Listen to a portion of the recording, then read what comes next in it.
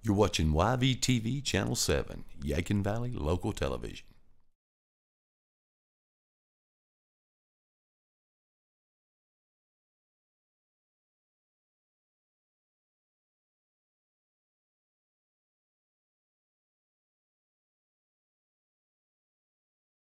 Hi, this is Kyle Swicegood, and welcome to another edition of Hometown Heroes. I'm real happy to be in Farmington, North Carolina, right here in the heart of Davie County with a friend of mine, John Caudle. John, I want to thank you for welcoming me to your backyard here. Thank you, Kyle. It's good to have you here. I tell you, we've been blessed with a beautiful day, and as I drove up, I noticed that you and your wife, Rose, must have a green thumb. Well, we try to keep busy at it. It's tough sometimes, but we have a lot of fun in doing it, though.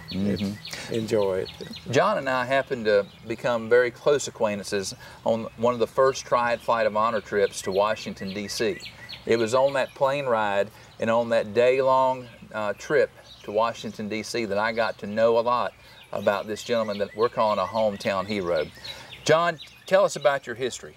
Where were you born? Well, I was actually born right here close to Farmington, up off of the Pineville Road in the Leo Brock place in January the 10th, 1926. My first recollection of that place, I was just prior to 3 years old. I remember exactly how that house was built. It was one of the old houses where the kitchen was separated from the main part of the house, and there was a little space between. It had wide boards laid down. That was the walkway between. And I remember I had gotten one of these little metal cars. It was about 3 inches long, a prize for Christmas. And I'd roll that little car across that space there. What did your mom and dad do? Well, they were farmers in the first several years. Later on, the dad went to work for the state highway, but they farm mostly in corn, cotton, and wheat. So I'm going to say that you probably had your hand to the plow once or twice in your life. Quite a little. I looked at an old mule in the back end several times. What was Farmington like back in the 20s and 30s? Well, my first recollection of it, of course, is when I started the school right across the road here. The Farmington High School was there. And at that particular time, there was actually 6 high schools in Davie County, believe it or not. But Farmington was one of the first. In fact, I think Farmington was the first high school in Davie County. And of course, everything was dirt roads here at that time. And believe it or not, there was a sidewalk in Farmington at one time. Went all the way from beyond the crossroads on the east side of the highway all the way down to the what's now the Bobbitt Road here to the school. It was a dirt sidewalk, of course, but all the kids that lived within a 2-mile area more or less walked to school at that time. Would you find yourself getting in your mom and dad's vehicle and traveling to Moxville on a regular basis, or was that a big trip? No, that was a special trip. Is that right? The picnic was, the Masonic picnic in Moxville in July, or August it was at that time, was a special occasion that everybody in Farmington and Davie County went to Moxville on that day. But other times, yes, it was a special occasion to go to Moxville. And I'm assuming other than farming, were there any manufacturing in the Farmington area? Well, in the beginning, there were 5 stores here, and we had at that time, in those days, that was back in the early 20s. There was 2 doctors. We had a tobacco factory that was up here on the corner. There was a big 3-story brick building that stood on the corner at that time. There was a carpenter shop, a big roller mill that was down on the east of 801 here, starting out of Farmington.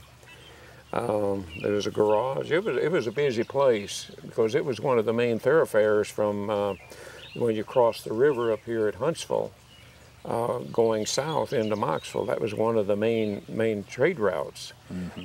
What had all changed was when the railway came into Moxville. With 200 career victories in my lifetime, I believe I know a thing or two about winning. When it came time for me to find a winner in the metal carport business, it didn't take long to discover Carolina Carports. Located in Dobson, North Carolina, Carolina Carports headquarters is the leader in developing top quality products while serving 36 states nationwide.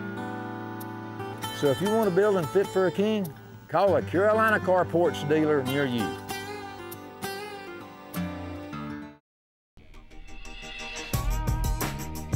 Rainers and ropers, barrel racers, western pleasure, or just plain trail riding.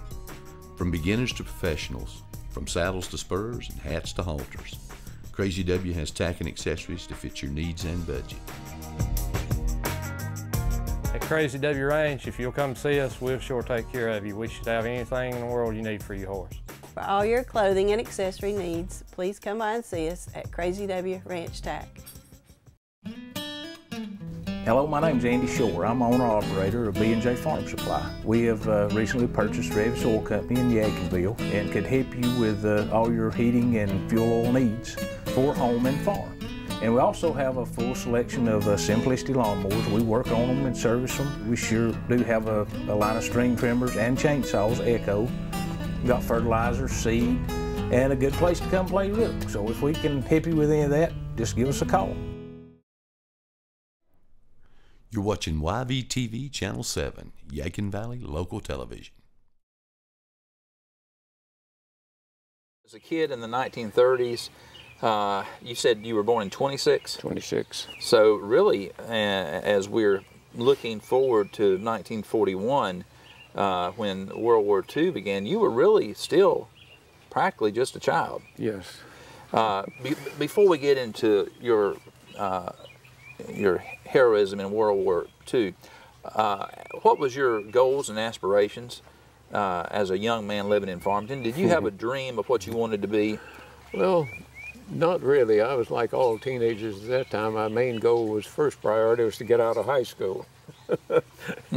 And once the war came along, and I changed everything. But really, at that particular time, hadn't really thought exactly what I wanted to do. So you were a typical young man. Country boy. That's right, a country boy. I've heard my grandmother talk about how back when she was young, aspiration was, do I stay on the farm or do I go into this big city, which we would call a crossroad in today's world. Well, let's talk about 1941. You're still in school. Where were you the day that Franklin Roosevelt made the comment that we had been struck at Pearl Harbor by the Japanese? I honestly can't say I knew exactly where I was at that time.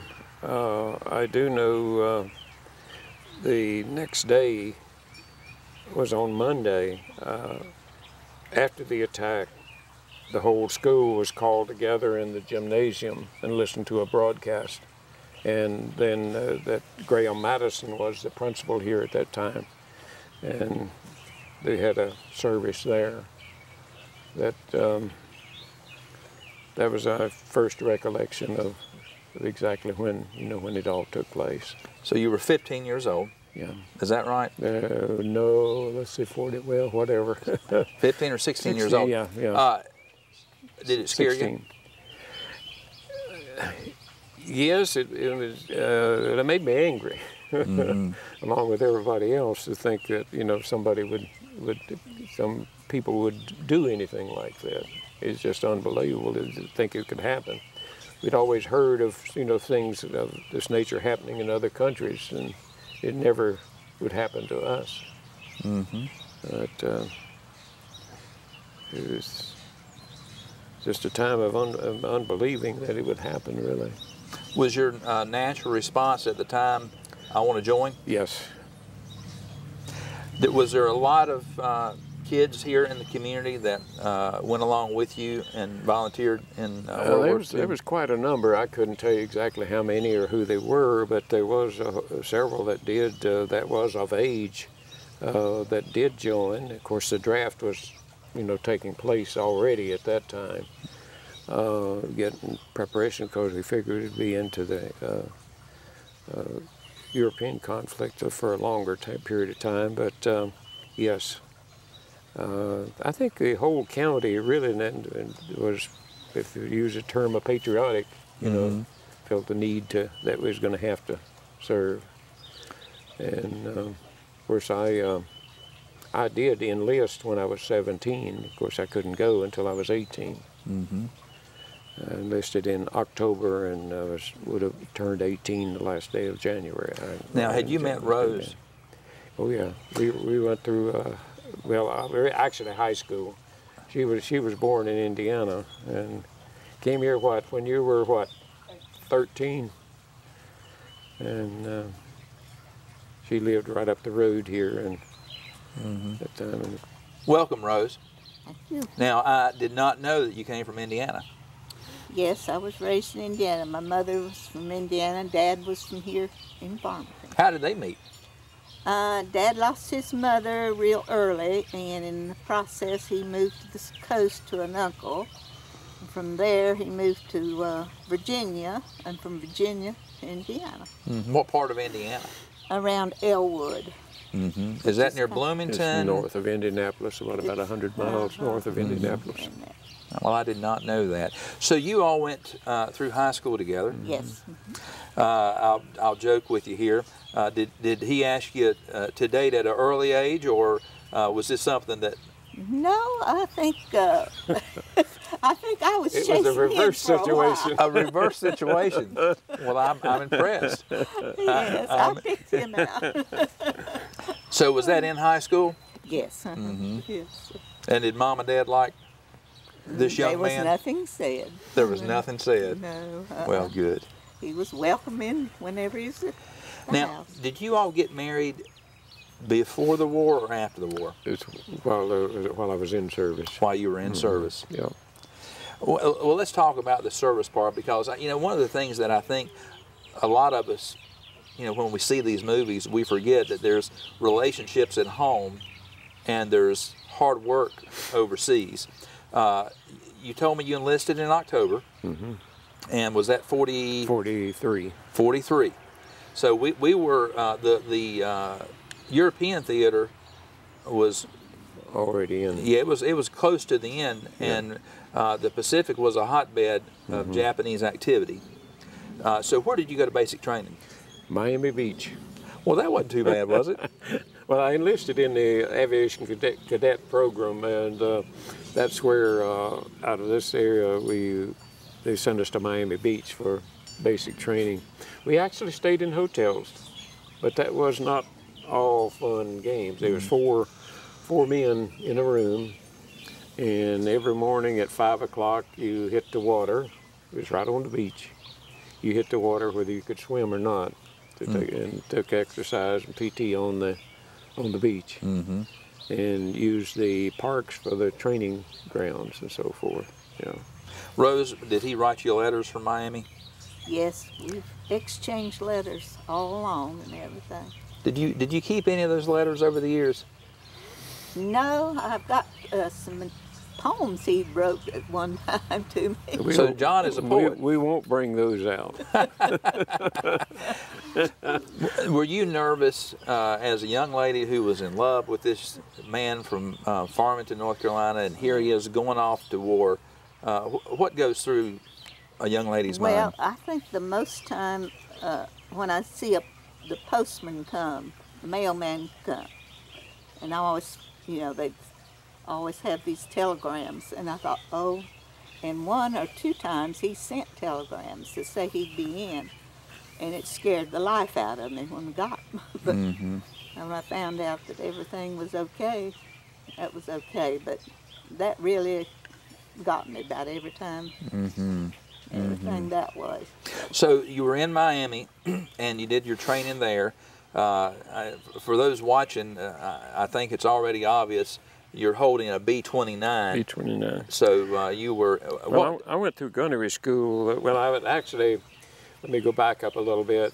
Said I enlisted in the aviation cadet program, but there come a period of time that they were needing in flight crews more than just pilots, because they were losing men so fast in Europe at that time, and they needed gunners and what have you. So I was one of the unlucky ones that got pulled out and sent to gunnery school and went from Miami Beach to Harlingen, Texas.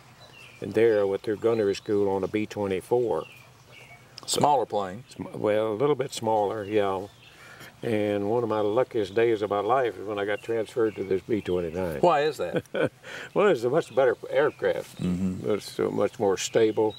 I was actually also a tail gunner on that B-24, and I just did not like the location and the operation of that turret in the back end of a B-24. Now, is the B-24 the Mitchell?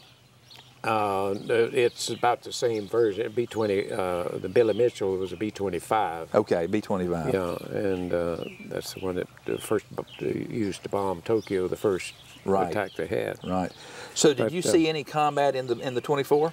No. I was transferred into a B-29 squadron here in the States, and we went from there, and I was one of the first crews to go into Wendover, Utah, which was the formation of the group that went to that dropped the bomb on the Enola Gay. As I recall, you were on Tinian Island. Yes. When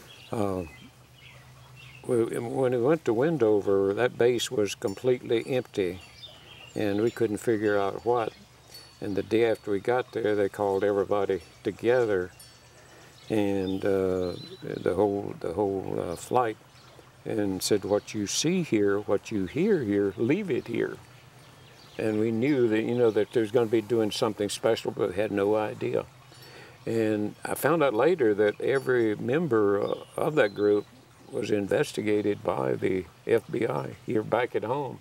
Really? See, and I got a book now that Paul Tebbets had written called the Enola Gay, and he backed that up with where they had picked up a young soldier in Salt Lake City that was talking with a friend about what they might be doing there, and so he was called in, and they didn't court-martial him, but they scared the life out of him. I imagine they did. But that was the beginning of training for the atomic bomb squadron. The Manhattan Project. Yeah, the Manhattan Project. So you were there and you did your training. Was that the first place that you ever shot the gun out the back of a plane? No, we did shoot out of a B-24.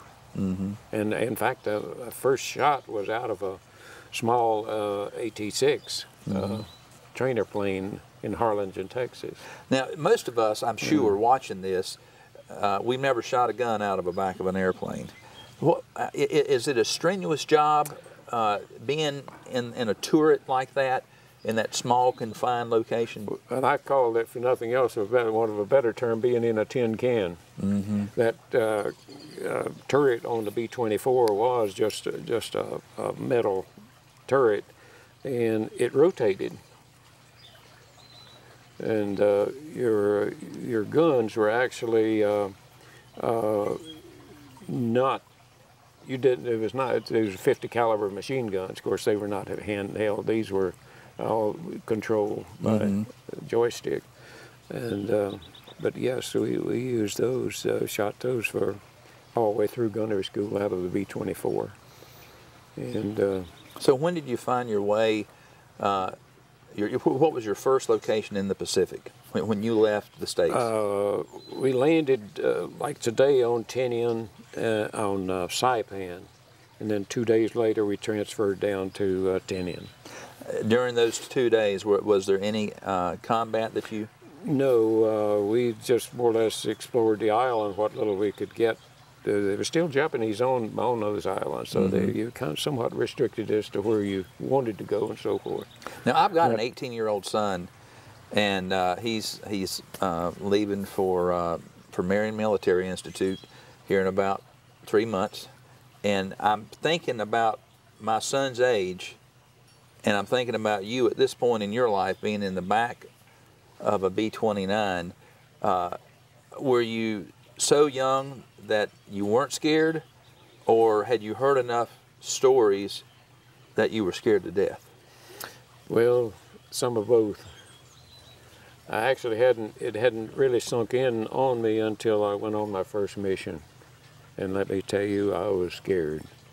Anybody that tells you they were not scared in those situations, he's either a big fool or he's a liar. I want to go through that first mission. Was there combat in that first mission? Yes. I'm sure you remember that morning. Was it a morning mission, an evening mission? Well, it was morning. We left like this afternoon, maybe about this time, and then we was over the target the next morning. So when you left that day and you got up in the plane, I'm assuming that during the majority of the mission you were not in the turret. No, we didn't have to get in to combat position until we was probably 500 miles or less away from Japan. So when you were, when I'm assuming the captain tells everyone to get in combat position, when you heard that command, get in combat position, you go back and you get in the turret, and it's basically a waiting game at that point. From the time you got into the turret and until there was enemy fire, how long were you in that turret? Well, probably an hour, a little better than an hour before you begin to see any, well, sometimes 2 hours, depending on what your mission was and where you were going. But there's a lot of apprehension when you went in. Of course, you had to get on all of your gear. You had to put on a flight jacket and a steel helmet and a parachute. And believe me, that was cramped quarters in the back end of this thing. Was it cold? No, we had enough clothing. Of course, that was in the springtime there, and it wasn't that cold. Of course, the B-29 was heated until we got into the actual combat area. Then they depressurized, and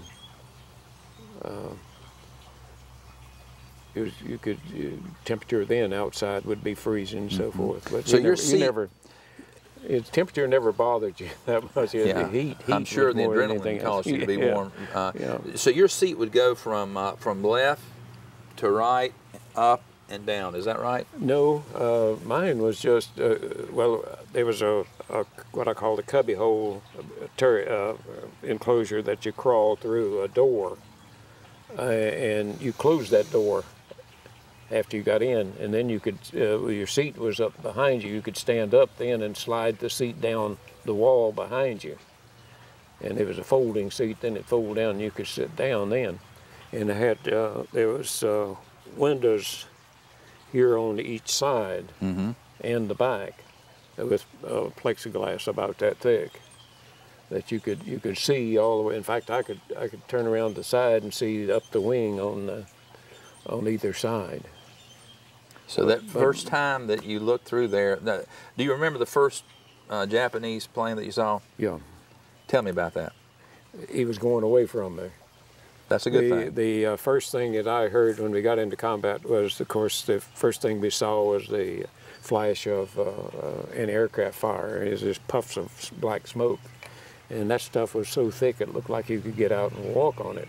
I mean, the Japanese knew how to put the anti-aircraft fire up. But the front gunner called out a plane. The Japanese made their attacks from the front mostly. Because of the speed of the B-29, they were just sitting ducks coming in from behind. But first thing I saw was tracer bullets coming by. And of course, by the time he got by and I saw tracer bullets, you see in these movies where a gunner sits with his guns and fires and fires and fires for 5 seconds, that don't work. You don't have that kind of time frame. If you get 2 or 3 seconds, you're lucky. Tokyo Japanese Steakhouse and Sushi in Winston-Salem. Oh, I love the noodles here. Whether you're celebrating a special occasion or just a night out, every meal is special at Tokyo. From mouth-watering sushi to the best in steak, chicken, and seafood. And be sure to check out our website and join Club Tokyo for email updates on promotions and discount coupons. For reservations, call 336-722-5009. just like a family getting together. Everybody knows everybody else, and you know, can visit from table to table, and the food is great. Just like Grandma cooked, or choose your favorite from the menu. When you're tired, don't want to cook, it's nice to have a place like this to come and just enjoy the food and the fellowship. Debbie's Snack Bar, 2 locations less than a mile off Interstate 77. Same great food, same friendly service. In addition to being the area's premier pawn shop with all the items you'd expect to find like jewelry, guns, tools, and electronics, Main Street Music and Loan is a full-line music store offering new and used instruments and all the accessories, as well as everything you need for sound reinforcement. We also offer lessons, instructional material, and instrument repair and setup. Y'all come down and see us here at Main Street Music and Loan. We're at 302 Main Street, North Wilkesboro, of course, North Carolina. And our hours are 8:30 to 5, Monday through Friday, 8:30 to noon on Saturday. Come on down and see us. You're watching YVTV Channel 7, Yadkin Valley Local Television. In a case like that, because they're out of sight and gone. And that was a fully automatic weapon, right? Yes. We had the gun sight was really a camera, and it projected out into space a dotted circle. And by rotating a wheel on the side of this gun sight, you could enlarge or decrease the size of that circle. And that's how it determined the range and all. It was automatically computed. What you did, if a plane was going sidewise, you kept his nose tail framed in that circle. And the same thing, if it's going away from you, you had to decrease the size of that circle, keep it framed, and it automatically computed the distance and all of that. Did you ever have a Japanese plane come from behind and come right towards you? A couple of times. We had one of the what they call it, the latest version later on was a Baka bomb. It was just a flying bomb. They came in from the backside, tried to, and their point was to fly into the aircraft. The pilot knew when he got into that, his life was over because there was no way to land them. They had no wheels. A country boy from Farmington sitting in the back of a B-29, the first time that you have the, I don't want to call it the opportunity, the necessity to fire on a Japanese plane, John, and you knew there was a human being, a life in that plane. How does that compute with a young man that just grew up in the country, that grew up on a farm? How does that compute? Well, that first time out, it didn't bother me that much because we were trained to do this particular thing, and you didn't stop. You didn't have time to stop and think. What got me was later on when we did some of the firebomb missions, that seeing what was happening below, that you knew they had to be, excuse.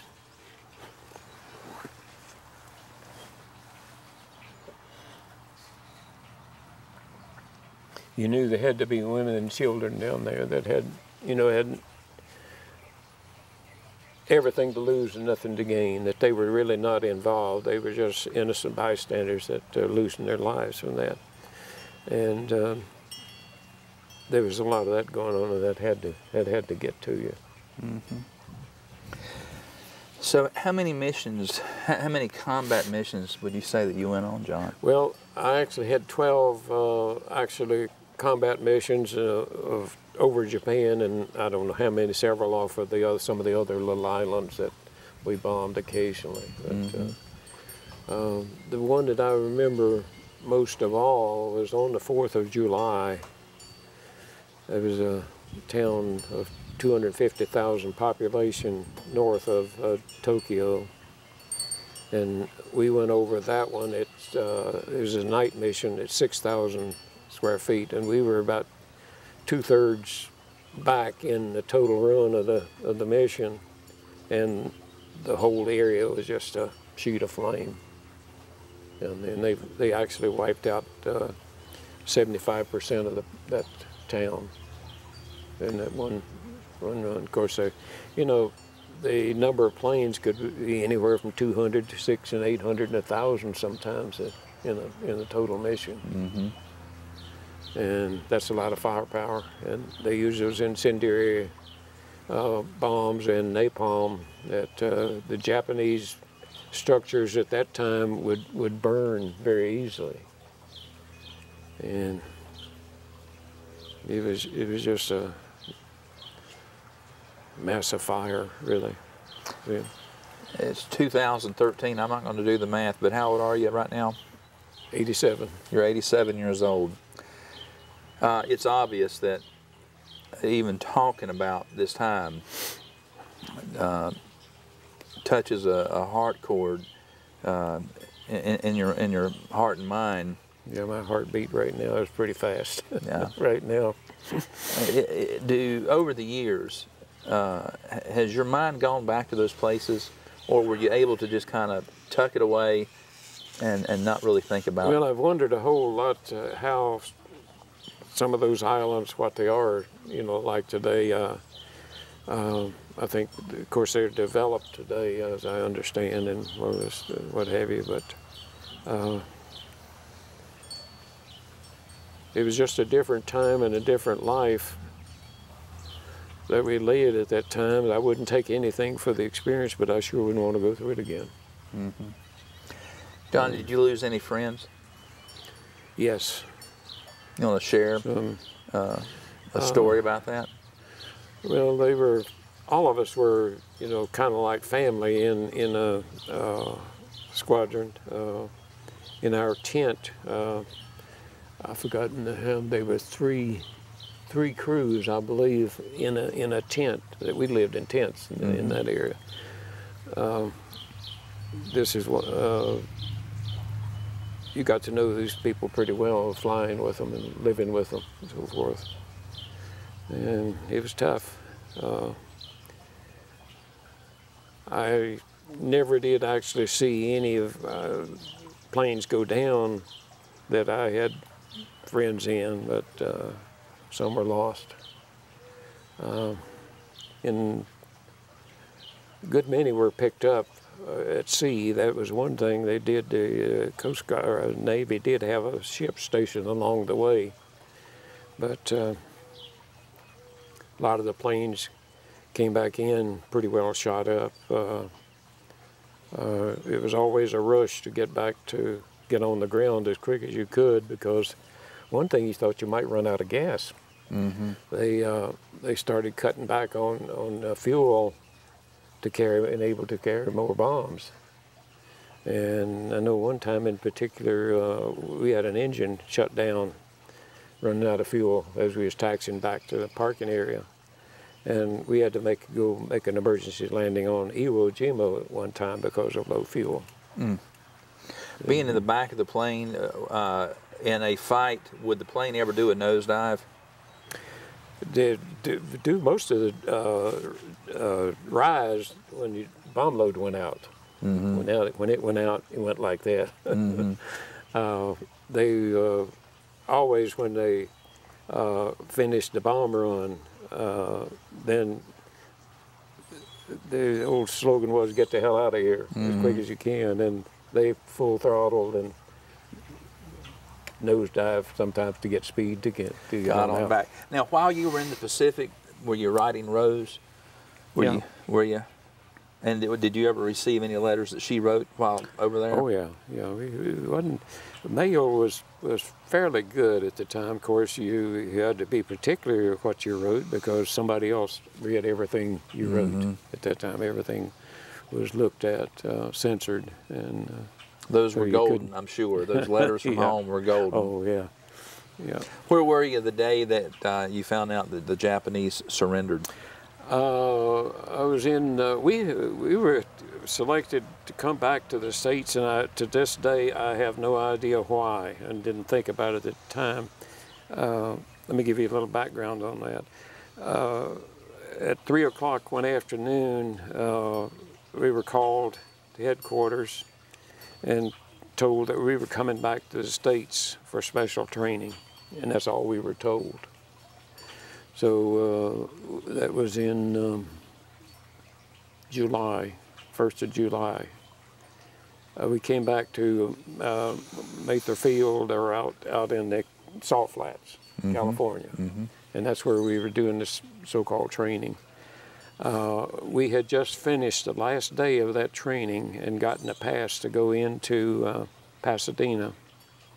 And on our way in, of course, there was a day or so there after the bomb was dropped. They were expecting, you know, surrender at most any time, but on the way in is when we got the word that officially it was over. What was the celebration like? And by the time we got into Pasadena, you thought everybody in the world was in the streets then, and a soldier then they were top dog, get anything you wanted. What was the celebration like? Oh, it was just indescribable, really. I mean, people were so happy about it, celebration. Everybody was out in the streets and celebrating. Let's talk about coming home. You came back to Farmington. Do you remember month and year that was when you came back home? Came back, well, I actually spent the last 2 or 3 months over here at the little airport in Greensboro. They were going to send me back, after I came back on, the war was over, and they sent us back to the redistribution center here at Greensboro called the ORD, the Overseas Redistribution.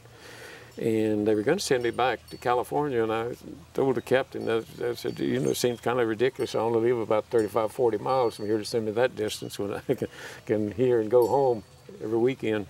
So they did. They sent me out at that airport, and I finished the last 2 or 3 months there. And, so were you living there? Yeah, yeah. Okay, so you were living there. We had barracks out there. What year were you married? 44, wasn't it?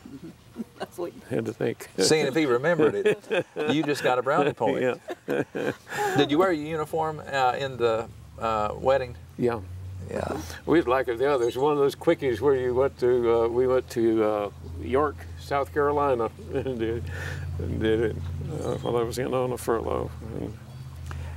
After you were married, I want to go back a little bit to the war, maybe the emotional consequences of the war. Did you carry, right after the war, as you were getting reacclimated to civilian life, did you carry much emotional scars with you as you got back into normal life?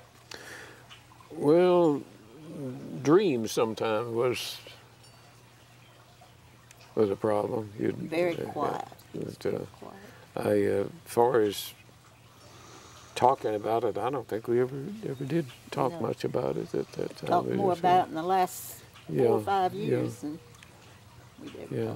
You know, that was one of the goals and objectives of the Triad Flight of Honor, is number one, to put a spotlight on your generation, but the other thing was to convince your generation it was time to not be afraid to talk about your service and your heroism. That happened so many years ago. When you went back to the World War II memorial there on the mall in Washington, did that bring back, did that conjure up a lot of memories? It caused you think of a lot of things that, you know, that was in the past, and seeing some things there that made you remember what had happened. And one thing I saw that a lot of the particular battles and so forth had markers there. When I saw the one for Tinian, that brought back a lot of things, and of course seeing the wall there with those 400,000 stars on it,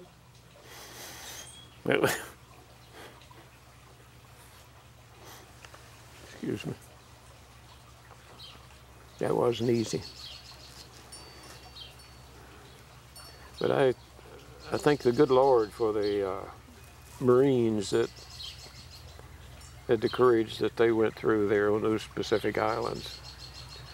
I don't know what the situation was in Europe, because I can't see the combat how it was there, but those islands and those fellows going ashore, that had to be tough, because they were just sitting ducks there. And a lot of those places, particularly one I saw firsthand was on Saipan for 400 or 500 yards offshore in that particular area. The water was just about knee deep in this old coral rock.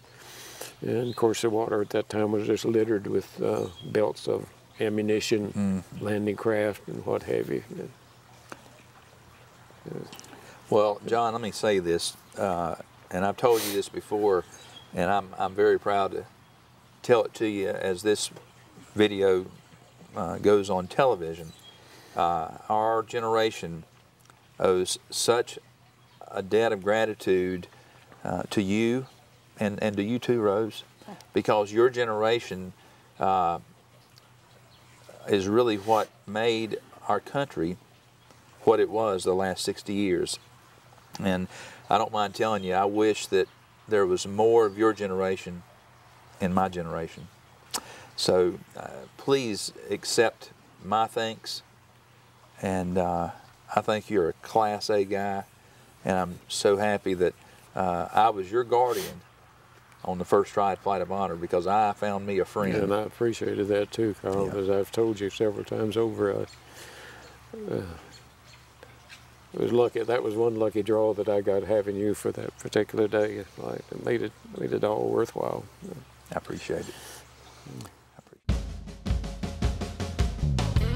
Been in business now for over 20 years. It's hard to imagine it's been that long. Thanks to our loyal customers. In addition to barbecue, we have ribs, barbecue chicken, beef brisket, hamburgers, and hot dogs. You also may want to check out our catering. Yeah, we come by Little Richard's quite often. Service is really well, the food is well prepared, and we're out of here in no time. It's the best barbecue as far as I'm concerned, but we enjoy it. Stop by and see us. We'd love to have you. With 200 career victories in my lifetime, I believe I know a thing or two about winning. When it came time for me to find a winner in the metal carport business, it didn't take long to discover Carolina Carports. Located in Dobson, North Carolina, Carolina Carports headquarters is the leader in developing top quality products while serving 36 states nationwide. So if you want a building fit for a king, call a Carolina Carports dealer near you.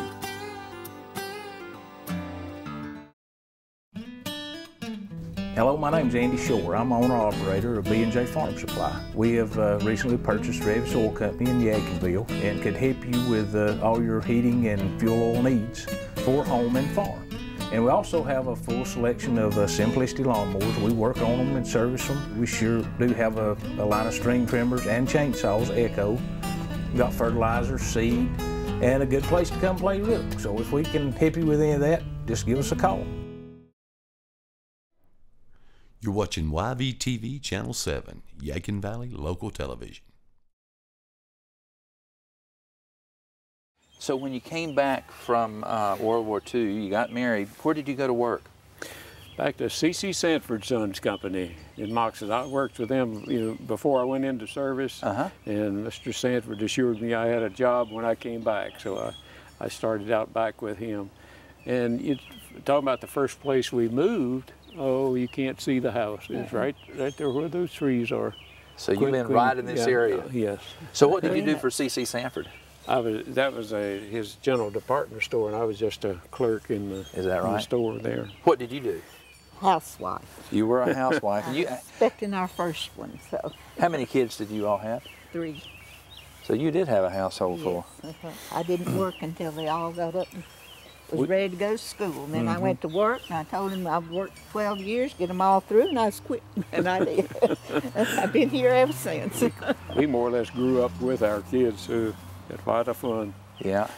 Now, after you worked at Sanford, where did you go to work after that? I went with Nick Mando. This when he started the plumbing heating business, and I worked with him, I guess, 15, 17 years, and then later went, of course, with Ingersoll Rand, finished up there. Let me ask you, talking about your service, if you had something you wanted to tell the next generation of kids about your generation's service during World War II, what would you want them to know about that time in American history? Well, that's kind of a tough question. I think first offhand we need to stop and appreciate the country we live in. And it didn't happen just by accident. There's a lot of sacrifice that took place in the beginning to get this country, started. And liberty, freedom is not free. It takes sacrifice sometimes to keep it going. And I think that's one thing that kind of bothers me right now in this age. I don't think today that we'd find the same type of attitude that we did in my generation as we grew up.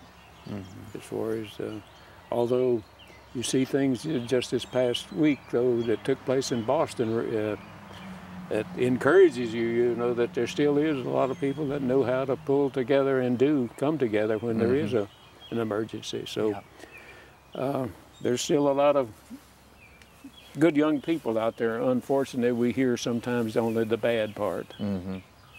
John, what is the future of Farmington? Well, right now, I think the outlook is good. I'm planning on going to a Broadway show this Friday afternoon here in Farmington. So things are looking up. That sounds like there's a lot of culture happening here. Yes, it's beginning. And the community center across the road, we were lucky enough to have been donated 60 acres of property over there, and they're already underway of trying to get things started to have a park in the area. So now I understand that'll be a riding trail and a walking trail? Both. Yeah. Well, that's fantastic. So things are on the upbeat right now. Would I be wrong to say that you're very proud to be from Farmington? Oh, yes. Without a doubt. As I told you in the beginning, I could probably stand and talk all day on Farmington, the things that have happened here, and some of the experiences we've had, and some of our ancestors. We've been fortunate to have people that, when I was growing up here in this community, that were what I call pillars. There was people that you could look up to here, that they were role models, and they played an important part. I didn't realize it at the time, but I do now, what the part they played in my life. Do you realize you're a pillar now? No. Well, you are. You're a role model and you're a pillar in the community. One thing I found out when I told people that I was on the Triad Flight of Honor with you is I learned a lot about you from people that I had no idea knew you. You're well respected and very well known. Both of you are in this community. Well, we've both been involved in most of the activities that took place. I always feel like you're obligated. If you don't take a part in something, you can't criticize it. So that's the thing that I've always tried to take a part in the community, hopefully to make it something a little bit better for the kids that are coming on by. Well, that's great. Well, guys, it's getting close to supper time. It's been great. We appreciate all of you. Thank you for welcoming me to your backyard. I've had a great time with you. It's been good. Yeah, let's just go ahead and head home.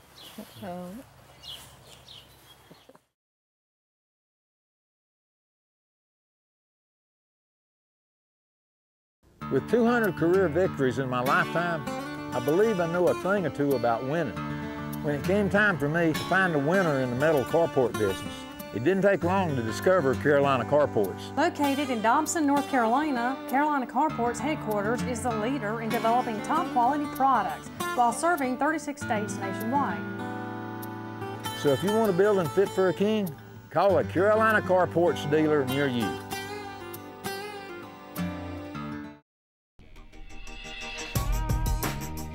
Rainers and ropers, barrel racers, western pleasure, or just plain trail riding. From beginners to professionals, from saddles to spurs and hats to halters, Crazy W has tack and accessories to fit your needs and budget. At Crazy W Ranch, if you'll come see us, we'll sure take care of you. We should have anything in the world you need for your horse. For all your clothing and accessory needs, please come by and see us at Crazy W Ranch Tack. Hello, my name's Andy Shore. I'm owner-operator of B&J Farm Supply. We have recently purchased Revis Oil Company in Yadkinville and could help you with all your heating and fuel oil needs for home and farm. And we also have a full selection of Simplicity lawnmowers. We work on them and service them. We sure do have a line of string trimmers and chainsaws, Echo. We got fertilizer, seed, and a good place to come play rook. So if we can help you with any of that, just give us a call. You're watching YVTV Channel 7, Yadkin Valley Local Television.